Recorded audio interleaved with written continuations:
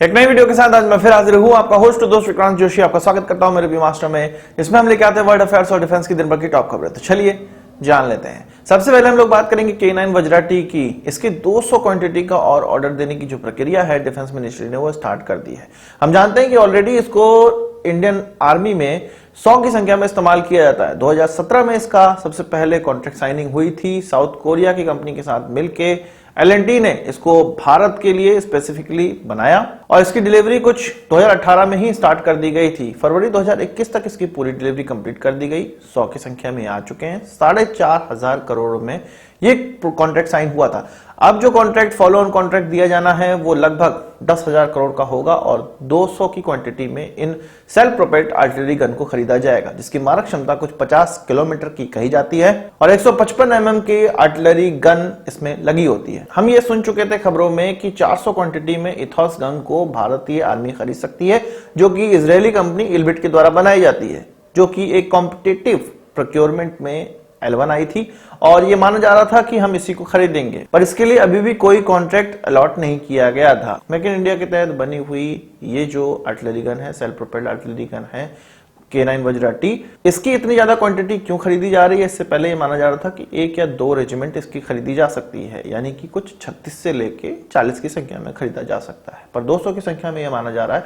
इसलिए खरीद रहे हैं हम कि चीन के साथ जो सिनारियो हमारा चल रहा है उसको टैकल करने के लिए हमारे पास 200 संख्या में गन तो आवश्यक है ही है। कुछ 10 रेजिमेंट इसकी आवश्यक है ही है, क्योंकि हमने देखा है कि LAC पे लद्दाख में चीन के खिलाफ आसानी से इसका डिप्लॉयमेंट हो पा रहा है और ये अच्छा परफॉर्म कर रही है।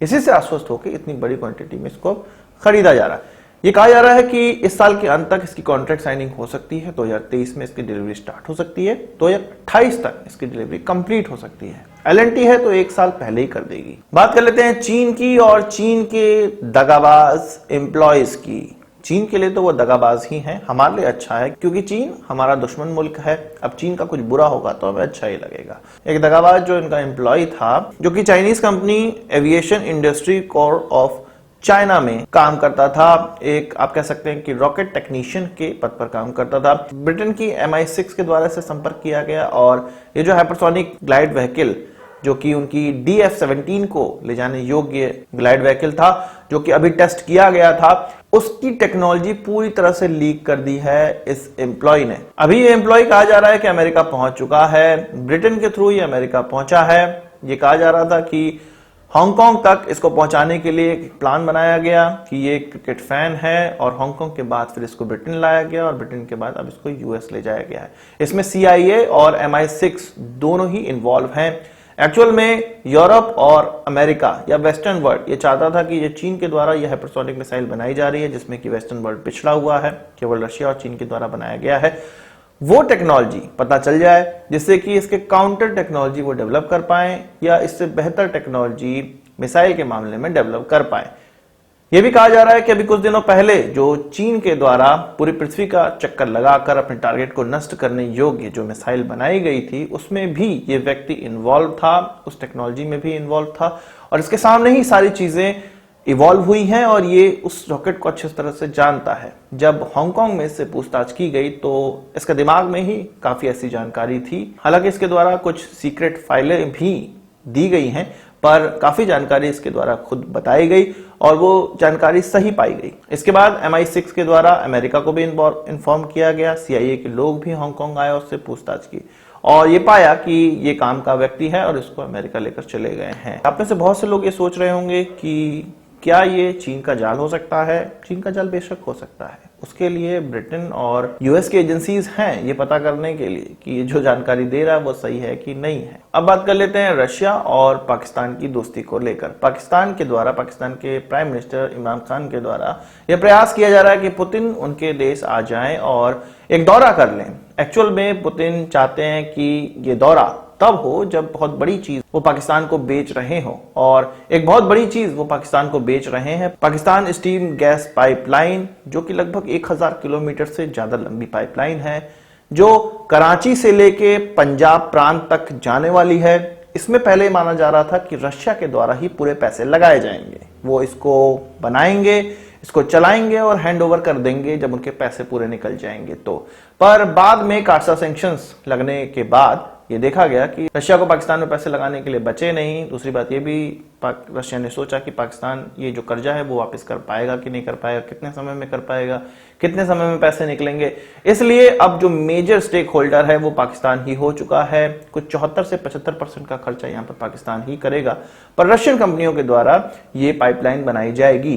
तो 2 सालों से प्रयास कर रहे हैं इमरान खान, पुतिन उनके देश आ जाए, अभी तक नहीं आ पाए। अब फिर से डेट्स निकाली जा रही हैं। ये कहा जा रहा है कि इस साल के अंत तक हो सकता है वो पाकिस्तान चले जाएं और इस पाइपलाइन का जो उद्घाटन है वो कर दिया जाए।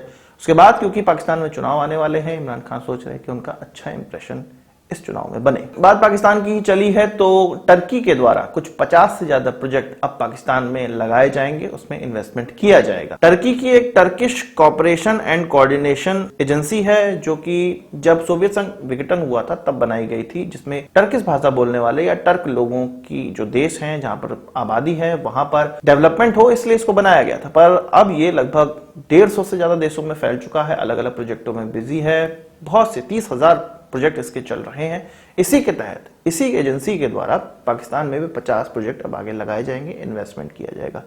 एक ऐसा देश जो कि FATF के ग्रे लिस्ट में है, जो कि लगभग बैंकरप्ट हो चुका है, उसको एक ऐसा देश बचाने निकला है जो कि फिर से FATF की ग्रे लिस्ट में है। हालांकि बैंकरप्ट नहीं है, पर उसकी जो करेंसी है लीरा वो बहुत ही नीचे जा रही है डॉलर के मुकाबले। अगर बात टर्की की ही चली है तो टर्की अमेरिका के साथ फिर से अब टेबल पर बैठने जा रहा है F-35 के लिए। आपको पता है कि S-400 खरीदने के बाद रशिया से अमेरिका ने कहा था कि F-35 उनको नहीं बेचा जाएगा, टर्की को अब नहीं बेचा जा सकता है। 100 से ज्यादा संख्या में टर्की F-35 खरीदने वाला था, जिसके लिए $1.4 बिलियन उन्होंने ऑलरेडी एडवांस के तौर पर दे दिया था। अमेरिका ने यह कहा कि F-35 तो आपको बेचा जाएगा नहीं, अब आप F-16 से काम चला लीजिए, कुछ और नए खरीद लीजिए। टर्की ने यह कहा कि F-16 तो हम खरीद सकते हैं, पर ये जो वायदा खिलाफी हुई है अमेरिका के द्वारा तो उसके लिए कंपनसेशन दिया जाए। अमेरिका ने कहा कोई कंपनसेशन दिया नहीं जाएगा, 6 हैंगर में जो पड़े हुए एयरक्राफ्ट हैं उन पर बात कर लेते हैं, जो कि टर्की के लिए बनाए गए थे F-35। अब ये बात होने वाली है कि इस कॉपरेशन को कैसे आगे बढ़ाना है, मांडवाली करनी है, क्या करना है, ये सारी चीजें अगले महीने निकलकर सामने आएंगी। आज की इस वीडियो के लिए बस इतना ही। आशा करता हूं कि वीडियो पसंद आई होगी, आप उसको एक बड़ा थम्स अप जरूर देंगे। इस वीडियो से कोई सवाल सुझाव हो कमेंट बॉक्स में जरूर लाइएगा, और यदि आपने हमारे चैनल सब्सक्राइब नहीं किया उसे भी कर लीजिए, क्योंकि हम इस प्रकार की वीडियो लाते हैं। नमस्कार, थैंक यू, जय हिंद।